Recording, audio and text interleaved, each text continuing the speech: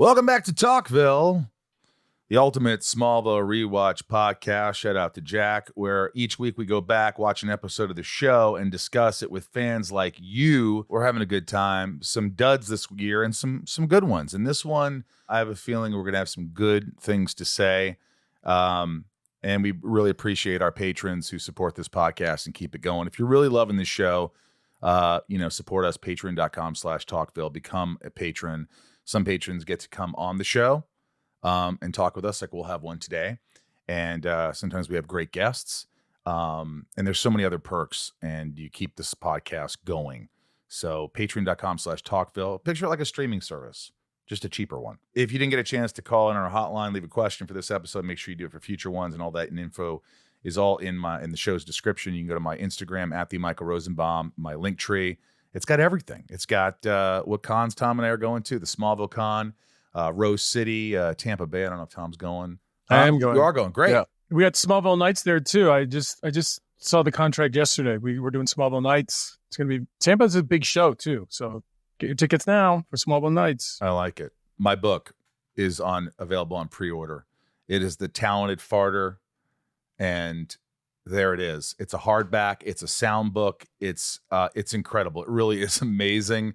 And please pre-order it on Amazon. Listen to this. Quiet.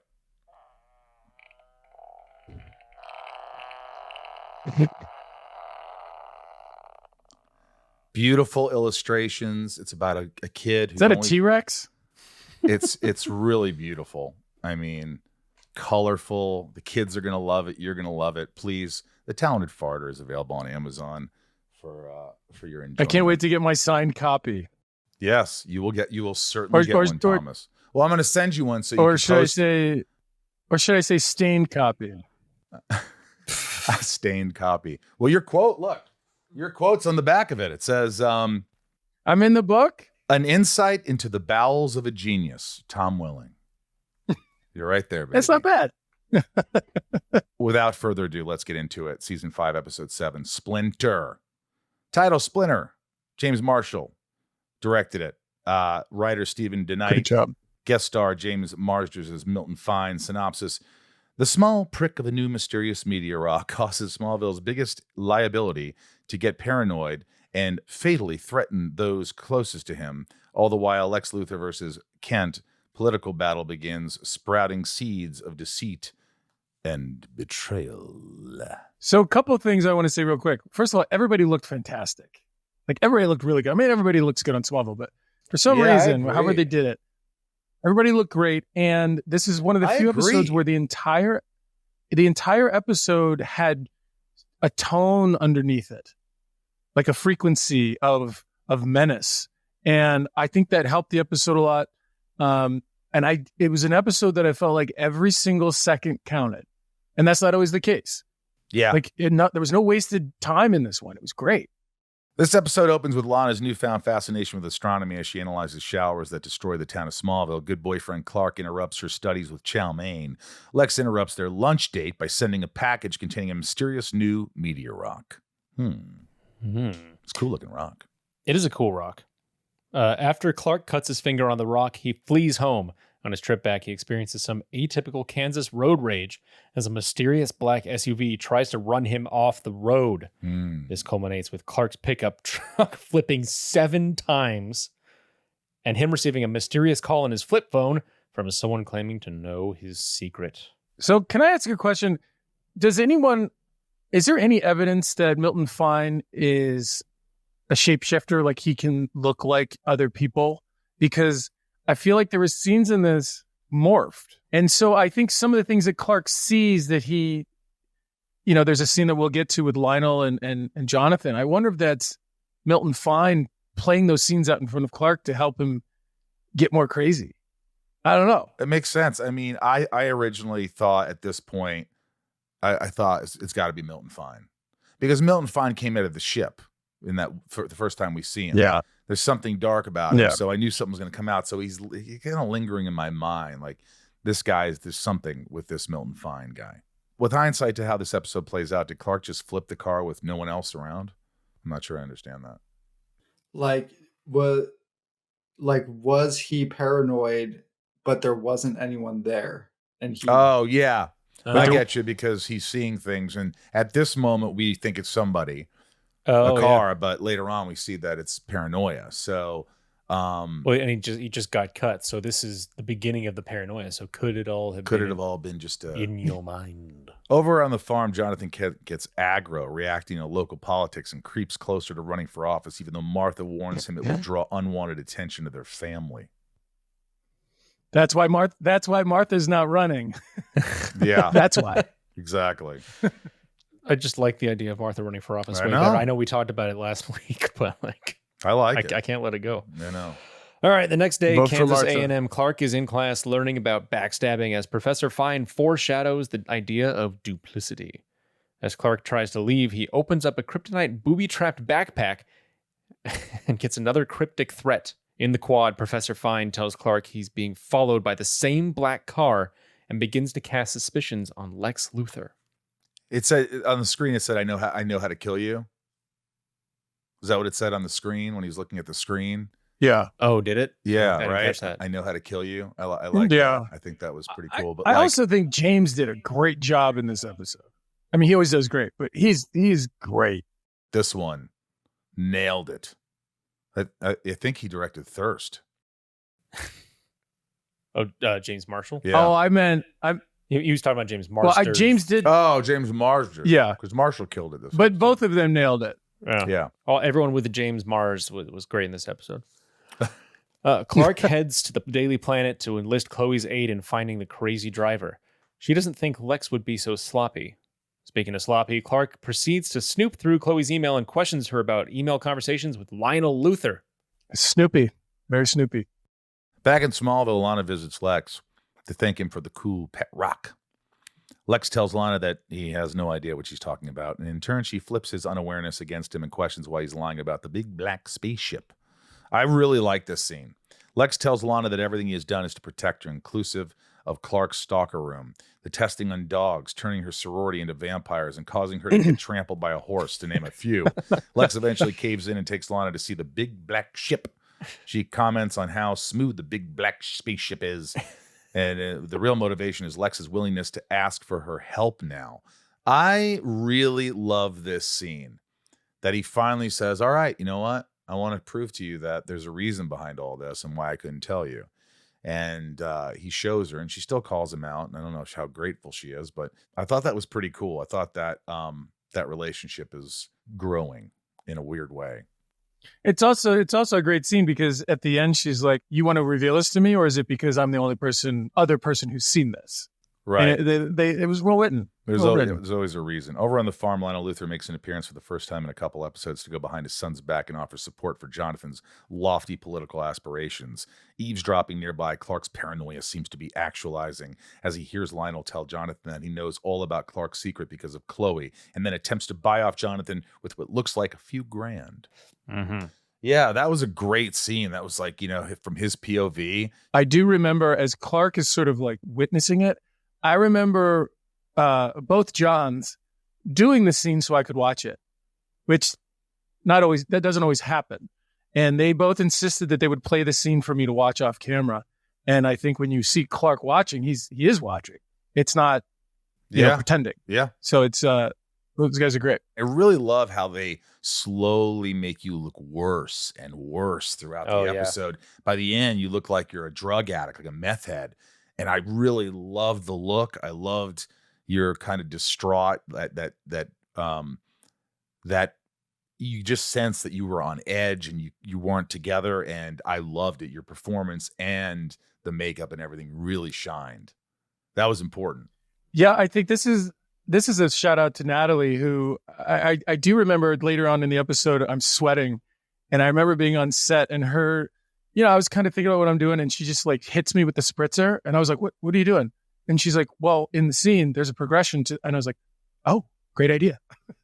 Yeah, like that was her. It wasn't me. No, it is cool. Yeah, it's like either with makeup for Clark, he's either made to look pristine and perfect, or he's got like some like sexy blood coming down his face because he just did something actiony. Yeah, but this was cool. It was cool. Clark heads inside to talk with Martha, and once Jonathan follows him in, all hell breaks loose. He accuses his father of making deals with Lionel and then gets physical with his parents as they try to talk him down. His rampage is halted when Chloe walks in wielding kryptonite, but he's able to bust out of the house before he is trapped. Tom, talk about the process for Clark's paranoia building and becoming more erratic. Do you remember any of these scenes where they filmed in a linear way to make it easy to develop this, or was it more difficult because it was kind of all over shooting scenes in out of order? Yeah, I mean, we've talked about this. Good question. We've talked about this before. Usually we shoot all the scenes that happen in the Kent house. That's one day. You know, so you are having to sort of track your characters unraveling. I remember it was fun kind of wrestling with Jonathan, but I really never really enjoyed hitting Martha. Like, yeah, that was, I didn't really like woman that. For God's sakes. Yeah. Yeah. After their super bipolar son has left the house, Kent's discuss Chloe knowing Clark's secrets and speculate whether Clark could be off the wagon and back on the red K. Chloe then shares that he may be under the influence of silver kryptonite. Clark heads to the dorms, frantically tells Lana that they need to leave town ASAP, as if Lana didn't already have enough to worry about. She's now caught up between Clark's crazed paranoia and Chloe, who tries explaining the silver rock poisoning. Lana shares what happened with Clark's small prick and offers her help, but Chloe says she can handle it. Crazed and confused, Clark barges into Professor Fine's lecture and finds out that the professor hasn't seen or heard from him in weeks.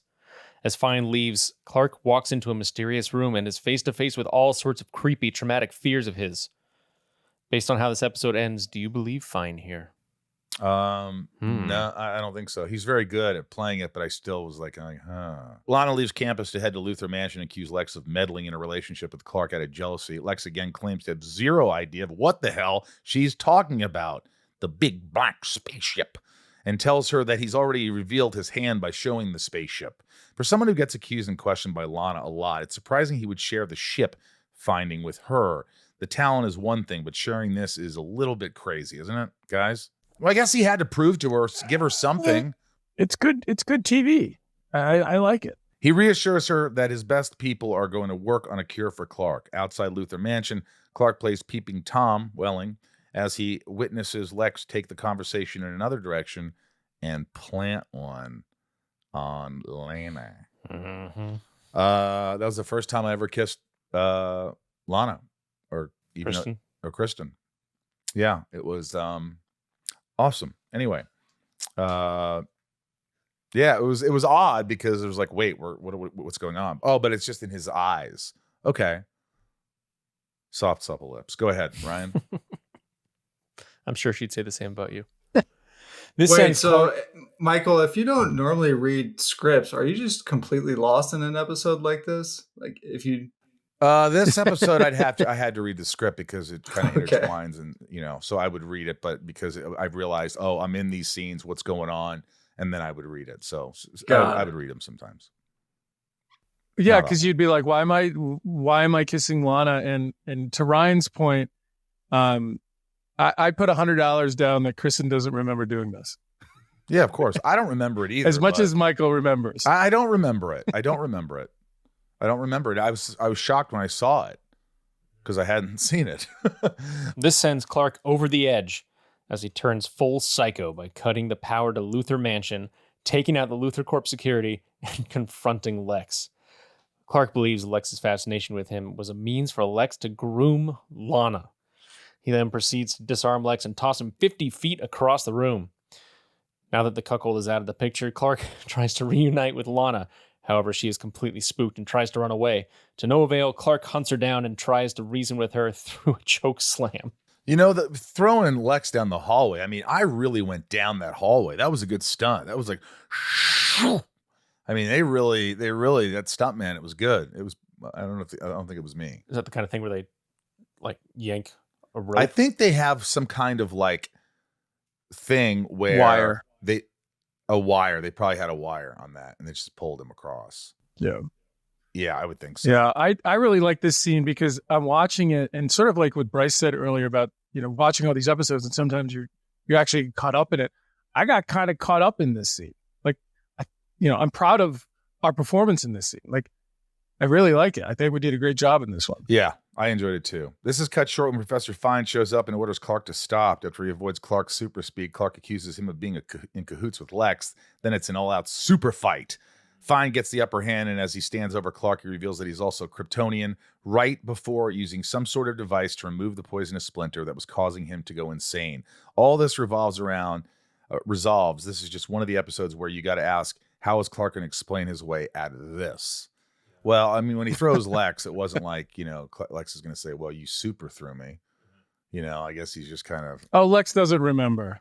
He doesn't remember. Yeah. He gets knocked out again. I guess so. I think that's why they're all connecting. He and Lana is like they had so many concussions.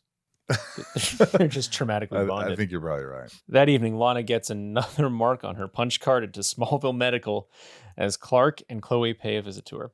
After Lana nearly killed him while being a vampire, she decides to call it even this season and forgive him for what happened while he was infected. And we realize that Lana has the best health insurance on the planet. Oh my God. Chloe connects with Clark in the halls and tells him that she was working with Lionel to undermine Lex's political campaign. Not only that, she vouches to die before revealing Clark's secret. Ride together, die together. Over at Luthor Mansion, Lionel comes to visit his injured son. Luckily, Lex's right hand was the one that was injured, so he's still able to stoke his fire with his left, and Michael's left-handed. Lionel questions Lex's intention for running for office and tells him nobody will love him anyway, so what's the point? It's one of those moments where I think that he doesn't open up to anybody, but he opens up to Lana a little bit. He doesn't have pity parties with many people. He's had sort of like, he's told Clark some personal things, and now he's told Lana some personal things. So obviously he cares. He's the only two people he cares about, even though he's having a little friction with Clark. But I don't know. I kind of liked it. That night over at the Kens, Clark apologizes for turning their kitchen into a royal rumble. Jonathan tries pulling his bid for office, but Clark urges him not to operate from a place of fear and encourages him to still run. Fearing his son, Jonathan agrees. The episode ends with a Kryptonian reunion in his loft as Clark has a convo with Professor Fine. He learns about Fine's intentions to help Clark while on Earth and his biases against the human race as a whole. Clark stands up for the humans, believing they actually care about one another. But Fine doesn't buy it and leaves the barn disappointed. Fine heads back to his spaceship and reveals that he was the one who delivered the silver kryptonite rock as he absorbs it into his body. So if Clark's a threat to Fine, right? That's what we're realizing. Is that correct? Like Clark doesn't want the same. He doesn't believe in the same ideology. Clark is a tool for Fine to a greater purpose that will be revealed in the next episode. Right. Gotcha. Setting him up so he can get Clark to do something that only he can do in order to get a result that Fine wants. Closing thoughts. So it was the idea here that Professor Fine wanted Clark to carry out his dirty work and pin him against Lex, but he reeled him in when he got too crazy. If he had no hope for humans, I don't really understand why he cared about Clark killing Lana or anyone else. I guess because he has to do it more under the radar and everything has to be sort of a planned out thing. The music in this episode really added to the suspense. And you got to watch the next episode. And it feels like the I already did, and both rational and important to your the episode. Questions will be revealed. Or your answers will be revealed. Sorry. Yeah, I guess the answers will be revealed. Why I like this episode? Because even though a lot of crazy things were happening, it was grounded. The acting, the filming, the direction, it was adult. It pushed the story. It was intriguing. It was it held a lot of weight to it, and so I thought the episode was good. Yeah. You know what this was similar to was that one episode, Shattered, when you start going crazy and paranoid too, right? It's like the whole idea of the character's world just like breaking down over the course of an episode and them getting hysteric. Tom, I think this might be one of your best episodes. Like when I watched it, I was just like, everything about it. I believe that so you were good. Out of control. And I think this was a strong performance. Listen, humbly, I'll say I totally agree. And I think the difference between this one and Splinter is in Splinter, when Lex was losing his mind, there were B and C stories that didn't really, hold as much weight, where this episode was kind of one story. Yeah. The whole Everybody time. was involved. Which, yeah. Interesting things to note. This is interesting. Near fourth wall break with the song in the opening scene mentioning Lois Lane. This is the only appearance of Silver Kryptonite in the series. I really liked the Silver Kryptonite. It was kind of crazy. It was a crazy trip. It was like he did acid, bad acid, man. Well, I guess like red kryptonite is like cocaine, and this is like acid. Yeah, I guess so. Zeb, what's up? How you going? Looking sharp. First of all, Thank you. Looking sharp. What is important to you about Smallville? Why is it so important to you? So I grew up in a town very similar size to Smallville. I'm in Australia, so sort of outback Australia, about 35,000 people. I watched from the start, so I remember the pilot airing and watched all 10 years each week. And it became, I guess, a staple in my life and a safe place. I love that. Do you remember watching this episode, Splinter, and what did you think of it? Yeah, so I rewatched Splinter last night, but I definitely remember watching it when it was airing as well. Sort of the same as you guys. First 4 seasons don't do it for me as much. Usually when I start my rewatches, it's season 5 onwards. So around Splinter, things start heating up and then sort of takes off from there. So, and also Milton Fine revealing himself as Brainiac. Very cool. Were you always a big Smallville fan? I mean, like a superhero fan? Look, like I watch all superhero, Marvel, DC, and everything, but Smallville's by far my number one. Why? As in, why? I grew up in a small town. I guess I could really relate to Clark Kent as a protagonist. He was keeping a secret from everyone going through high school. I could identify with that myself very strongly, keeping that from your close friends, your family. To be more clear, I'm the B in the LGBT community, proudly. Nice. So there's a lot of parallels, with, I guess, Clark keeping his secret, and how he has to share that with, his closest people, best friend, girlfriend, family.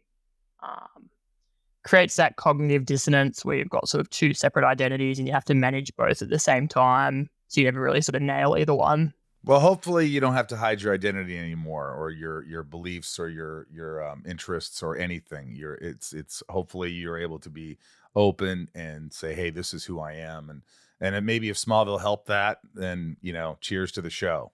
I think that's great. Oh, it definitely did. That's great. How many times have you seen the series? So I'm not kidding when I'd say I was a super fan. It would be probably like 100 times. You've seen and I've shown dozens. Wow. Wow. Well, who are your top 3 characters, Zeb? So it has to be Lionel, Chloe, and Lois. So for different reasons across the show at different times. So not Clark or Lex, huh? Nah, like as in I love Clark because that's close to my Good heart. on you. I love this. I've found as an adult, Good I on can you, relate mate. to Lex a lot more. But top 3 is top 3. Wow. I like Nice. your honesty. And that will be all. Thank you, Zeb. No, I'm kidding. Well, that's awesome. We really appreciate it. And what do you love about being a patron? Both the Karens that appeared on the podcast last year in Ageless and Spirit. So I know them fairly well from back in the forum days, back in 2006 IMDb. Oh, cool.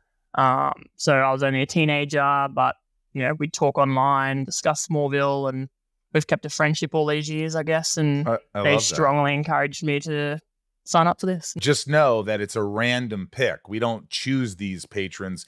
We randomly pick. Bryce picks, and so it's fair. Well, I love this. I love that you really have an affinity for Smallville, and that it helped you along the way. And it's just sort of, you've been there for us, and we really appreciate that. Are you going to try to come overseas to the New Jersey Con? Yeah. Are you going to come? So I got tickets about 4 weeks ago. I guess I had one too many wines, and I was like, righty, I'm booking both of this stuff. Yeah. Booked Tom and Michael night, booked the whole weekend. So yeah, locked in. Nice. I love it. It'll be fun. It'll be fun to just hang out for a couple days and be Absolutely. with all I'm sure you guys will have a few busy days. Yeah. I hope the vendors are really good because I want to buy some cool stuff. I love a good vendor. I have a question for Zeb before he leaves. So Zeb, you're like the Smallville expert, have seen the series so many times. Is Thirst the worst episode of Smallville? So I was going to ask because I just watched the Arrival podcast last night and I was like, I wonder what you guys sort of thirst. And I would put that well below Spell. So yeah, it has to be the worst. Okay. Yeah. Just glad to know we hit the bottom. Oh, So you got, yeah. Look, I think Splinter onwards, you're about to hit, I guess, the strongest arc in Smallville so far. So episode 7 to 12, the lead up to the 100th episode. I think you guys from this point onwards are in for only good things. I'm sure there's some stinkers, Zeb. Don't get us too excited. No, usually I wouldn't. Up until this point, I can say confidently I wouldn't say that. But, Lexness is coming up. 100th episode is in 5 episodes. You have a lot of good stuff. Wow, I'm excited. Because I have no idea, Yeah. Zeb. I have no idea. This is all new to me. So every episode I'm like going, hey, I hope this is good. That's all I do. I sit down and I hope it's good. And would you say you're enjoying season 5 a bit more than, I guess, towards the end of season 4? This episode helped. And if this could, like you said, the other episodes have a strong, if they're also strong, then I feel like maybe this could be. But right now it's too early to tell because we've had some real stinkers. So I can't say right now it's my favorite season. Right now I'm just like, and then this episode happened, and I'm kind of like, okay, let's see. Hey, look, we love you. Thanks, Zeb, for joining us. You're amazing. Thank you, and we'll see you in Jersey. I've never thought about that parallel. Yeah, I think to the fact that he was like, Clark has a secret that he can't tell anyone, and he has the secret, and it sucks. It sucks that you can't share it with everybody, and but I'm glad he's opened up, and I'm glad maybe Smallville helped him. That's a beautiful thing. All right, let's go to the hotline, folks. It's time for the hotline. This is Charlie Thomas. This is a patron privilege. He's a Patreon. Let's see what Charlie has to say. Charlie, we love our Charlie. We know Charlie. Hello there, Charlie Thomas, North Carolina. Tom, how difficult was it yet again getting another dosage of kind of kryptonite, but synthetic, as later learned? How difficult was it to act with this one going from kind of paranoid to a little bit of a fight at the very end? That was brilliantly done. Anyways, you guys rock. Thanks. Good question, Charlie. There's a lot of fun because of the buildup through the episode, and one scene in particular where Clark shows up to talk to Dr. Fine or Professor Fine right before he opens up the door into his, all his fears and his paranoia. I really liked the way that Clark was just so impatient, and he was kind of like blinking a lot and sort of just twitching. And because normally when Clark goes to see Professor Fine, he's very patient and sort of, asking questions, where this time he shows up and he's like, give me the information right now. I don't have time for this, the kind of thing. And that was, it's always fun when you can play your character with a different agenda and energy. Yeah. I loved it. Thomas. Hey, it's Tom from Niagara Falls, Canada, with a question for the season 5 episode Splinter. Now, I'm not a huge fan of these kind of storylines where a main character starts to hallucinate things and they appear crazy to everyone else. So I was wondering, Michael and Tom, if you are also not a fan of this kind of storyline, or if this was something that you actually liked. Is there a plane landing? Is there a plane landing, Tom? He works on a tarmac. He's on a plane. Look, everybody knows, if you listen to this podcast or any kind of interviews, and people ask me if I'm a big superhero fan, the answer is no. I never have been. I didn't read comics. I'm a horror movie fan. I had Fangoria magazines. I watched documentaries. Never, but I could appreciate it sometimes when it's so unique and such compelling storytelling. But it's rare.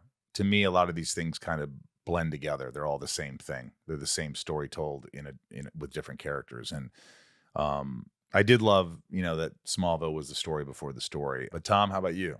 I mean, what I think about in these episodes is we have a number of characters who get possessed or change. And, I think when Lex does it, when Clark does it, the story seems to support it more strongly. We joked earlier, I'm really happy that the vampire episode wasn't Lex being a vampire, because that would have just been ridiculous. But it's fun, and it's a different kind of energy, but it's a different kind of reward at the end of your workday, that you did something different. You feel like creative sort of energy throughout the day. So it's fun to play different characters. Superhero movies and shows and stuff. Would you say you're a big fan, a fan? Yeah. You are? I'm a big fan. I watch the majority of them when they come out. Yeah. I don't. Here's Stewie. Brian, are you? What, superhero stuff? Yeah, I'll watch it. Good for you. I don't want to talk about it with you because I know your opinion. I'm an adult. Hey guys, this is Stewie Keys from Australia. I'm just calling in relation to Season 5, Episode 7, Splinter. My question's just for Tom. So In this episode, obviously, with the Splinter of the Silver Kryptonite, Clark is extremely sporadic throughout the entirety of the episode. I was just wondering, what kind of preparation did you do to get into that zone where, like, we've never seen Clark like this? So just interested to see how you went about preparing for that. All right, cheers, guys. Yeah, I spoke about this a couple of minutes ago, but I think the impatience was a big thing. And like, why can't everybody just listen to me? You know, why don't you understand what I'm going through? I think was kind of where I was coming from with it. Martin. Ode Martin. Martin, what question do you have for us today? Hi, my name is Martin. This question is for Season 5, Episode 7, Splinter. The producers have mentioned enjoying making Michael angry, but they get a great performance from him. I was really curious as to how much of Michael's performance as Lex is great acting, and how much of it is just the state of mind of Michael of being on set with sometimes antagonistic conditions. Thank you. You know, for me, it's, I think as an actor, you got to get there. You got to find it. And to me, the set is a playground for that.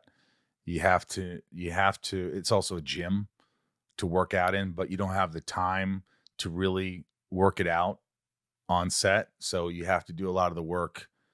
I think learning the lines inside out and having a really strong idea is all I need. And then any kind of direction will guide me and get me to that place of where I need to be. And sometimes I'm already there. Sometimes it's a few takes. Sometimes I just take chances.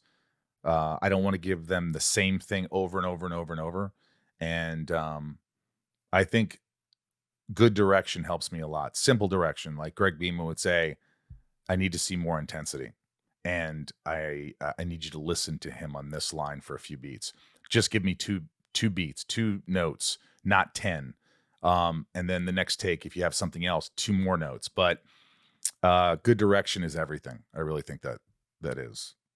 Hi, this is Brandon. And Emma from Indiana. Oh, Brandon. Clark has ran off the road and the red truck is totaled again. Do you think the expense of constantly buying new trucks is why the Kents can't afford to keep their farm? Or does Clark use his powers to steal a new truck every time he crashes one? Thank you, guys. Love the podcast. That's genius. They must have really good car insurance because your premium is just skyrocketed. But I don't know. I don't know if you can answer that. But that's pretty hilarious. Natalie?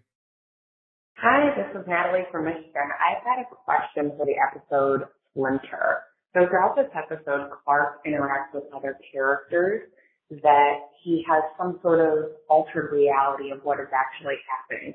The exception being Professor Fine, who he says he never had the interaction that Clark is even referencing to. Do you think that this is something that Clark completely made up in his head, or do you think that this is Fine messing? I think Fine knew exactly what he was doing.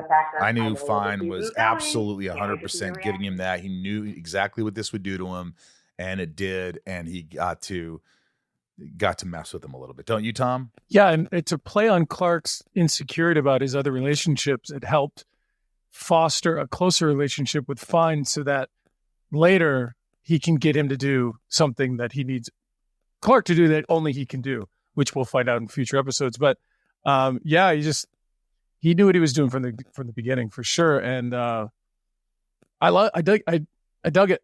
Yeah. Zach. Hello, this is Zach from Austin, Texas. Clark goes all crazy paranoid and his makeup gets better and better as it goes on. Props to them. Have y'all ever been in a situation where someone was conspiring against you, or you thought that they were trying to get you off of a project or just make you look bad? Anyway, love the show. Hope you guys are having a good day. Thanks. Bye. I always felt like that growing up, like my whole family was against me, and no matter what I said, they wouldn't believe what I was saying. So I felt like, am I crazy? How am I in trouble for this? How am I? So I do have experiences with that, but it was adolescent stuff. But Tom, have you ever kind of felt like that? Yeah. I mean, maybe not the extent that, Clark did, but yeah, I think it's part of being human is to have those moments. And that's where you really got to hopefully check yourself a little bit, go for a walk and sort of look at the facts. And, but yeah, for sure. I've been in those situations. Yeah. it's a horrible place to be. And I remember Greg Beeman saying, it's like a directing note, like you don't want to embarrass your actors because then you lose them. Like you really have to protect them in a sense that they can feel free to perform. Because if you have an actor on set who doesn't feel safe, you're just not going to get the performance you want. You're just not. I agree. Peter or Pitar, I think it's Peter. Clark's not himself performance here reminds me a little of Lex and Shattered, as Ryan said, or Bryce said. Did you guys share any notes or help each other when it came to drawing out these performances while acting? I think we were just always there for each other. It's like when Tom had to go dark or I had to go dark, we were just there. What do you need? What do you need me to do? I'll get you there. Yeah, I would imagine in that hallway scene especially, I'm sure there was a lot of, as I'm trying to, portray this guy on the edge, I guarantee you there were moments where you were like, yeah, dude, like keep it up, or that you stay with it, helping the confidence and support. Yeah. Rosenbaum rating system. I'm going to start with Tom on this one. Rosenbaum rating. Tom, remember 3 is the best episode. 2.5. 2.5 for Tom. Yeah. Ryan. Yeah, I love this episode. 2 for me. 2. I'm going to go 2 as well. Yeah. 2 roses for me. And that's the first time 2 roses in quite a while, I believe. Maybe since the premiere. But 2 roses. All in all, great episode. I'd show someone this episode and I think they'd want to watch Smallville. Yeah. I thought it was really good. Death and save count 0, dead Death 3 and saved, save Chloe saves count. Martha and Jonathan, Fine saves Lana through 7, 20 dead, 15 saved. Series 156 dead, 162 saved. Ryan's favorite scene. Okie doke. Scene 1, car chase. The black SUV. Scene 2, Lex and Lana and the big black spaceship. Or scene 3, Clark's paranoid run that ends in Milton Fine fighting him. Tom. 3. I'm going to go 3 as well. Ryan? 3.